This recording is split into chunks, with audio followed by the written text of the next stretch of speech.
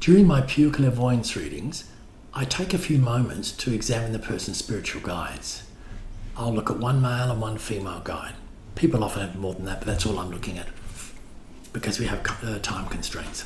So during Sandra's reading, I started with the male guide. He said, look, I just want everyone to be happy. I want everyone to like me. Simple, easygoing. Then I asked the female guide if she had anything to say, and she was much more to the point. This is a guide who valued systems, hard work, strategy to get where you need to go. She said, if you really want everyone to like you, begin with yourself. And I thought, this woman's straight to the point, she's good.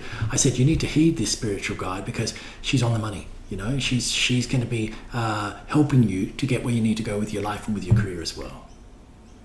So later in the reading, as part of the reading, I always see when I go forward with the person through the death and see who meets you on the other side in the afterlife when they get there. And in this case, it was Sandra's mother.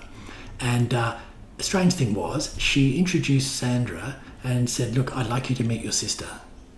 Now, if you've grown up with your sister, you normally know you don't need an introduction, you know, and it seemed strange. So I explained it to Sandra and she said, I don't have any brothers or sisters.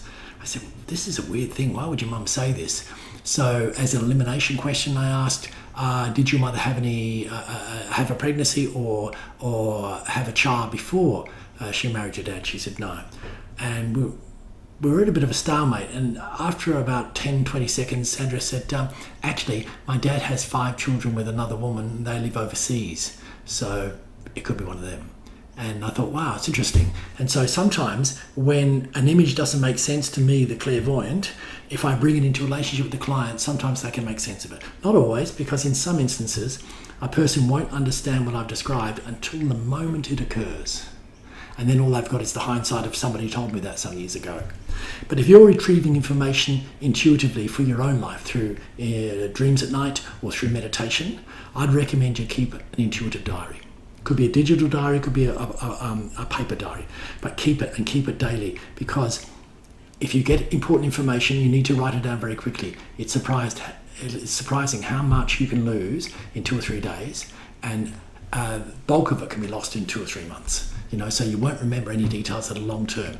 If they're written down, when events occur, you can go back and say, I said this and this and this, and that's followed by such and such. Now I know what to expect. The next thing after these things is this. And if events follow as you've seen, then you know that intuitive technique works for you.